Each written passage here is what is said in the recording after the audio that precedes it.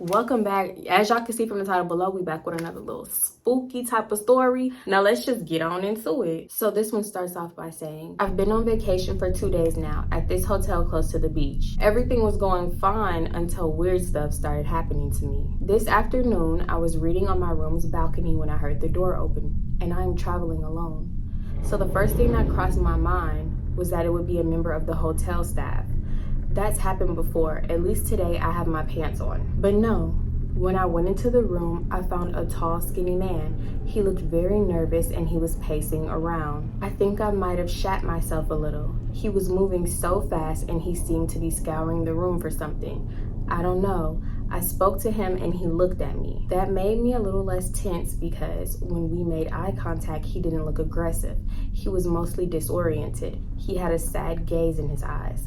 I came close to him and he grabbed me firmly by the arm. He started to speak very fast, but I couldn't make any sense of what he was saying. At first, I thought he was speaking a language I couldn't recognize, but I soon started to understand a few words. He spoke Spanish, but the words were in the wrong order. Some sentences began correctly, but got disoriented at the end. He was stumbling all over his words. I tried to calm him down, but I failed. He then shouted something at me, turned around, and before leaving, I noticed that he was carrying a card, just like the one he used to enter my room. I locked the room and sat on the couch for a while. Later, I hid my valuables and went down to the receptionist. I explained what happened and I told them my first thought was that maybe he was a previous guest and he was staying in the same room that I was in. They said that it was an unusual thing to happen, but it could be possible. Every time a guest checks out, they reset their card, but maybe. It could have been that the person in charge forgot to reset the card. That's if he actually was a guest at the hotel. I described what he looked like, but he didn't have any remarkable features. He was tall, skinny, short hair, and a bit tan. The receptionist then told me to turn around and that he was behind me. Of course he was there. Half the guys in the receptionist matched that description. We laughed. But to ensure that this didn't happen again, they reset access to my room and changed my cards. I've been here ever since. This is the only strange thing that's happened today. Also, I lost a t-shirt that looked like this. So fast forward, I went to eat breakfast at the hotel buffet and passed the tall man. He's there at another table. When I passed him, he greeted and apologized to me. This time I understood him because he spoke calmly, placing his words in the right order. He said he entered my room by mistake and that he was staying at the same hotel and that he was sorry for scaring me earlier. Don't worry, everything is fine, he said a few times with a smile on his face, but that smile couldn't have looked more fake. Whatever, I guess. I don't know. I think I'm more scared now than when I actually found him in my room going all crazy. At least yesterday he seemed human. Today he seemed more robotic. Okay, let's get into the next Twitter thread. So for this thread, I tried to go over to Twitter to read it, but their account has been suspended. I don't know if it was suspended because of this story or what, but it's been suspended. Both stories took place in 2017. It starts off saying, bitch. Oh my God, my neighbor asked me to watch her dog next week and she said that she would pay me $40 a day for like 5 days. Okay girls, I just went into her house and met her and I got something to say. First of all, when I walked in, it was completely dark and it's like 7 p.m. By dark, I mean pitch black. I couldn't see anything and she was so creepy. By the way, she's like 40 and she lives completely alone in this big ass house. I'm not judging, but she could be independent. So I'm already creeped out by the way she talks, and she insisted on touching some parts of my body every time she talked to me. Shoulder, hand. But I'm like, okay, I hate this, but it's only like for 4 days and I'm getting so much money, so I'm doing this. By the way, the entire time I've been here, I ain't seen one dog, and that's what I'm here for. So finally she takes me into a dark room where it's a small ass dog in a cage, and I high-key feel bad for the dog. She says she keeps it in there like all day. WTF. She tells me to keep the dog in the cage when I'm watching it, only to let it out to pee. And I'm like, okay, I might be saving this dog. So we're talking and she's telling me how she's hired people before me and they've poisoned her dog and how she had to deal with them. Then we continue walking around the house and we make it into the living room. She literally has stacks of Trump books and posters all over the room and I was about to snap.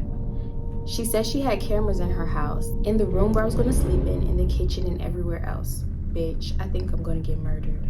I considered just saying no, but I was like, I'm just gonna do it. Take this bitch money and then I'll never see her again. That poor dog though, I think I'm gonna help him. She treats him horribly. When I'm there tomorrow night, I will document and prove all the Trump shit that she has everywhere, so y'all know it's real. So this thread is to be continued. I'm sleeping there tomorrow alone, and best believe I will find where she hid those dead bodies. Fast forward to the next day. I'm going over there now. Y'all know what time it is. So I just walked in, and this house is literally so much scarier at night. I literally have one cell bar. Y'all, the only way to open the front door is from the inside with the key. I'm literally dead if someone's in here. I just walked in and I have chills. I'm looking for cameras now. I'm actually terrified. How am I going to sleep here tonight? So all of the rooms are locked except for this one. I don't have the key. I'm not certain, but I think it goes to the basement. This old radio has been playing static here since I got here. She left it on and in between stations. I almost forgot to show you guys all the Trump books and anti-Obama things that she has, along with all the white supremacist Republican books that she has. She probably performed some kind of satanic KKK ritual on a doll. I'm not here for it. So apparently she posted the video. I tried to click on the link. She's posting everything, but like I said, when I click on the link, because I kind of wanted to include the pictures and stuff in the video, her account is suspended. So apparently she posted pictures and videos. So then she says, I don't know if y'all can hear this in the video, but I heard somebody at that door and I've been trying to figure out what that was. I won't open the door unless I'm absolutely certain there's a person behind it. I'm not risking inviting in spirits. You can kind of hear it in the video. I looked through the peephole and there was nothing there. I legit don't want to open the door and look. So there's this doll in the house and it's in a chair in an empty room. If she was a doll collector, she would have more than one. And one of my followers also said he thinks he heard something with the doll in the video. I haven't gone back into that room to check. Something's in that doll. I heard a noise at the front door again. The dog wants to go out to pee, but I'm literally terrified of unlocking the door or opening any door in this house.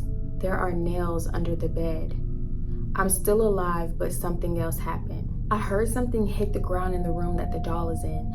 The dog was crying and I didn't move anything in that room. Something's going on. I don't know what I'm looking for. People said the dog could have a camera in it. I'm trying to FaceTime my friend right now. My heart is racing. My phone died and it's still plugged into the outlet. My phone is the only electronic way of communicating in this house. One of my followers asked me to check to see if she has any books about the paranormal. Time is moving by so slow. How is it only midnight? Does it get worse from here? Not to be every white girl in a horror movie, but should I stay through the witching hour or go home? I'm terrified and I'm never going back. Thank you all for everything.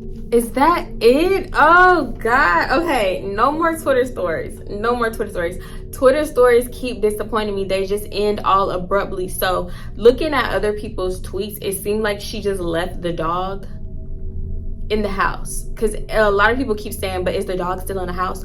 Where the F is the dog? Where's the dog? Did you leave the dog in this whack ass Twitter thread?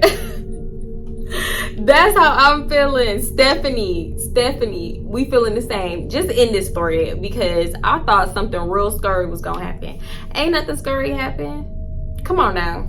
So you know what, since these two stories were very, very short, I'm gonna just go ahead and combine this video and the video that I previously recorded about Twitter threads. I'm gonna combine them together and make it one video, so it's not a super short video. So we're gonna get into the other stories right now. And yeah, I'm gonna have on a different outfit, look completely different, because it was like 2 weeks ago at this point. Okay, all right, let's go. This one starts off by saying, everyone's telling their scary stories for Halloween, so I'll talk about something that happened to me when I was a kid. Because hey, trauma never gets old. That's true.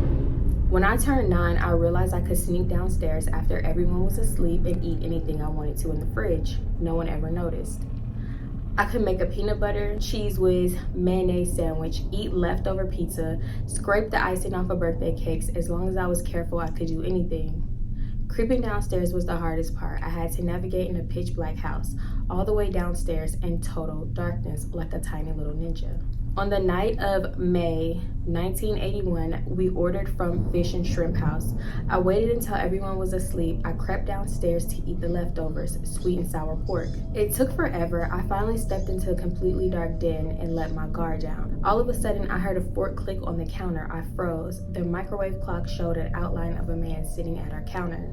He couldn't see me, but I saw him, a skinny guy eating our leftovers, drinking our milk from the carton. I can't explain how terrifying that is to see someone in your house. I slowly backed away, crept upstairs, and woke up my mom and dad. They made way too much noise and took way too long. By the time they went downstairs, the kitchen was empty. Everyone said I read too many horror comics, so they blew what I said off.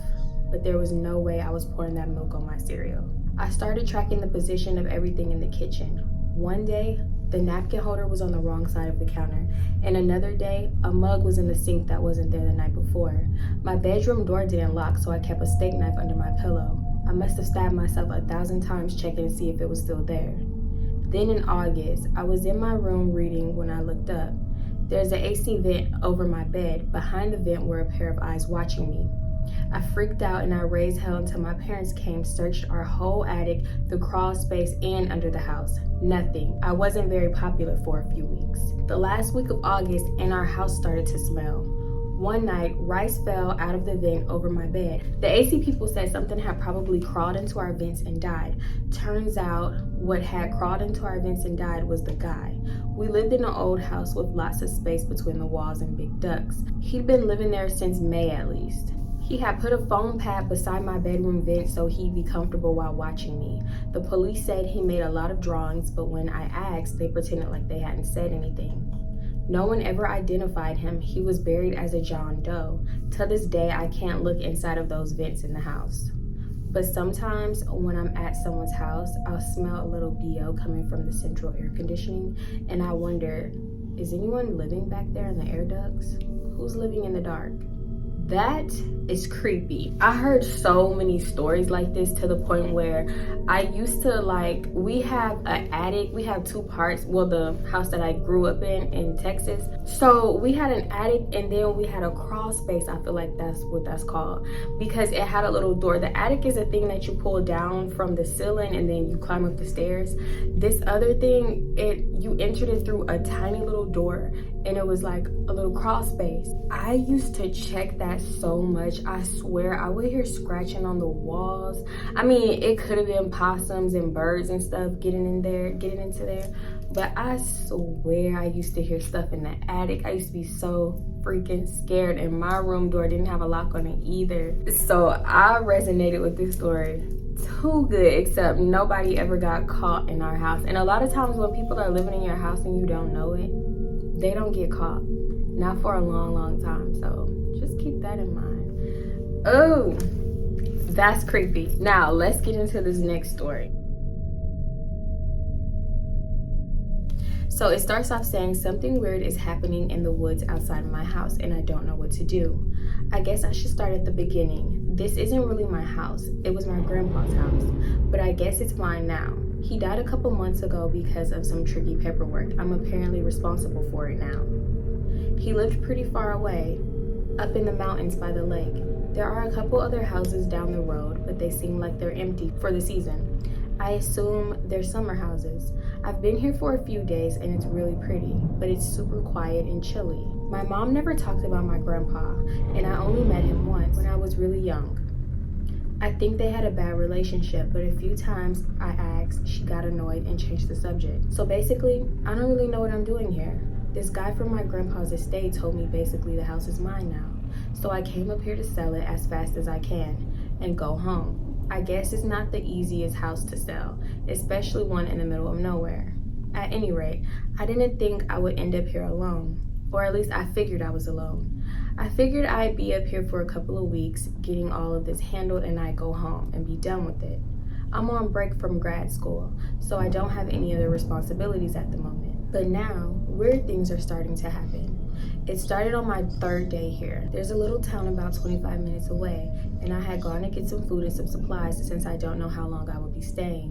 When I got back that evening, there was something strange on my door. It was this, an artifact?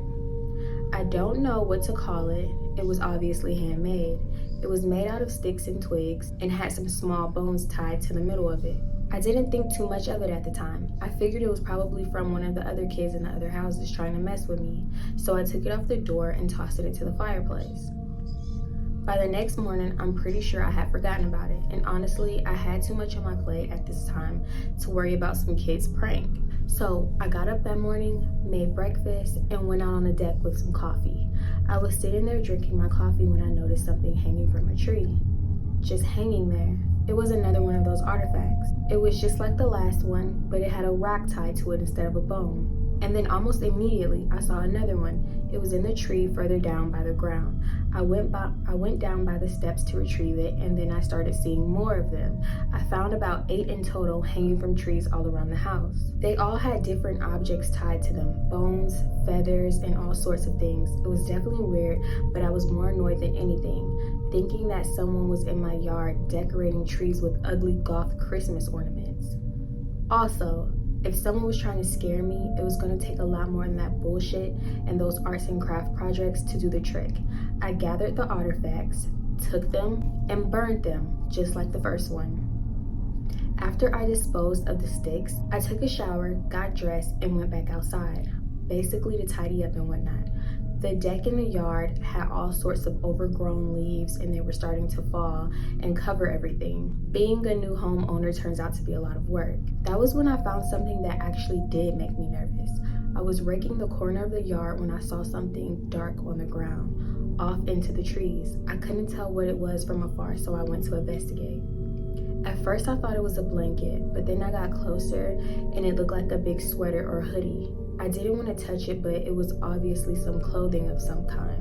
I looked around and I realized it was a couple of old socks, a pair of underwear, scattered napkins, plastic spoons, and the creepiest of all, a beat-up notebook.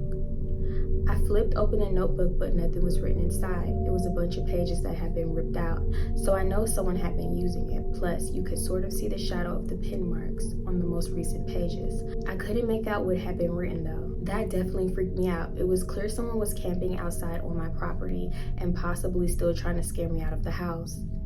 I wasn't really sure what to do about it. I didn't sleep at all that night. That was the day before yesterday. Also, the items that were scattered outside of the property were now gone. And then it just stops there. Okay, so one thing about these Twitter threads, they just kind of abruptly stop. I mean, I guess that could have been the ending of it, but I don't know. I was gonna say when I started reading it, I was thinking that this wasn't really real, but they have pictures of everything. I was gonna say the first story definitely sounded real, but this one sounds a little made up. But now that it just stopped out of nowhere like that, I'm kind of feeling like it was maybe real. I don't know. Let me look at the replies. So someone said the picture of the traps looks like they were devil traps, whatever that means.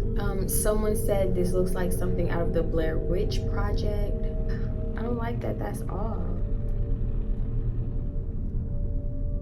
Halloween has unfortunately been a big deal out here in Scotland, but after this year, I think I'll never be happy celebrating it again. My street and the next street over have a lot of young kids that go out trick-or-treating. So while I was out shopping all day, my mom decided to pick me up some sweets in case anyone came to our door. I had plans to go out to the movies to see Ouija with my boyfriend. So when I got home, I was getting myself ready while my mom was busy putting away groceries. So the first load of kids came to the front door, and I was the one to answer it. There were children from our street and the next street over I couldn't recognize, as well as an adult at the end of the path. I guess that was either their father or older brother, judging by their size, and they were dressed in all black. They had some sort of mask covering their face. It wasn't anything I could recognize from a movie or anything. They all told their jokes and I gave them treats. They made their way down to the path onto the next house. I was about to close the door and I noticed the guy with the kids was just standing at the end of the path. He wasn't watching the children, he was looking right at me, and my skin started to crawl when I realized he was just staring at me. I backed away slowly into the house and watched him as he raised his hand and waved at me very slowly. As I was about to call out to him, my mom came to the door to make sure I was all right, and he took off in the opposite direction from the children. He hadn't been with them at all. He left soon as he realized that I wasn't home alone. I was completely freaked out, and I told my boyfriend all about it when he came to pick me up. I had quickly forgot about it when we were watching the movie. When I had finally gotten back home, it was really late, and the trick-or-treating was over around here. When I got inside, my mom was getting ready to take the dogs out for a walk. They needed to do their last-minute business, and my dad was on the way home from work. So I was briefly going to be home alone. After my last horrible encounter, I really didn't like being home alone, but it was worse on Halloween. Anyway, I was now home alone. I grabbed some snacks and went up to my bedroom onto my computer so I could do some writing. I scrolled through Tumblr and listened to music. After my first creepy encounter with a guy coming into my house, my dad brought a motion sensor light, attached it to the wall, and it was outside of my window. Normally, it will go off whenever cats walk by along our fence, but it usually goes back off after a minute. I always know when the light has come on because it lights up my whole room. While sitting at my computer, the light came on. I ignored it because I knew it would go off soon, but 5 minutes had passed and it still had not gone off. So I opened my blinds to look outside and see what's going on. My stomach almost fell out of my ass. I looked and I saw the creep from hours before sitting at my fence, waving at my window to keep the light on. I didn't know what to do. I just got flashbacks from before. Luckily, I heard the front door open and my parents coming into the house with the dogs, so I rushed downstairs screaming at them. My dad didn't question me. He just got the dogs and rushed outside. I heard him shouting, "Get the f*** off my property, you creep. I'm calling the police." My dad scared him off, but I convinced him not to call the police because I didn't want to relive the previous encounter. I just wanted to go to sleep and forget about this night. So to the creepy guy in the mask at the end of my path, sitting by my fence, let's not meet again. This happened to me when I was 16 years old, over 20 years ago. I have 5 younger siblings and my little sister would have been 5 years old. We lived in a bad neighborhood in a housing project. Our neighbor was nice but always had sketchy people hanging around, especially men. One day these 2 new guys started hanging out there. They'd always be outside smoking or sitting on the porch. They made me really uncomfortable. They were always staring at me and would sometimes try to talk to me or get me to walk over to them. Or they'd come over into our yard when our parents weren't home and talk to me, asking me if I had a boyfriend and if I wanted some beer or drugs. At the time, I was a goody two-shoes Mormon girl, so I was always like, no thank you, or I have to go inside. There were probably both 30 or so around that time. Then they started coming over asking to use our phone. My parents would always let the neighbors use our phone, so I never said no, but I would pass it through the door and make sure they would stay on the porch. They sometimes asked to come in, or they try to talk me into it because my parents weren't home. I now realize how dumb that was because they could have just pushed the door open, but I was raised to ignore red flags and be polite and sweet at all times. Anyway, we had a little dog. I always took him out early on a leash. I was out one morning and one of the guys came outside and stood staring at me for a few minutes. When he went back inside, I brought my dog inside for a few minutes. Later, there's a quiet knock on the door. I open it and both the guys are there and one says, "We just saw your baby sister out by the highway." I panicked and ran outside with them. I started to run down our street towards the highway and one of them says, "No, we'll drive you there. We need to hurry." I took 2 steps towards their truck before I realized what I was doing. I stopped and said, "I need to go back inside and tell my parents." And the man closest to me grabbed my arm and jerked me towards the truck. He said, "We have to go now. She's going to get hit by a car." I felt sick instantly. I yelled, "Let go of me!" He dropped my arm. I ran back inside the house and I ran inside my parents' bedroom to wake them up. And my little sister was sleeping in their bed with them. It's something about your intuition that will never fail you if you listen to it. I woke up everyone because I was freaking out and my dad ran outside and the guys with the truck were gone. I never saw them at the neighbor's house again. I wish I could say my parents called the police or something like that, but they kind of just shrugged it off and made excuses. Maybe they saw another little kid that looked like your sister about to get hit. And that's the end. That's the thing with parents. I don't understand why they never do anything when kids are telling them something like this. I don't know. Maybe they thought the police wouldn't do anything and authorities wouldn't help.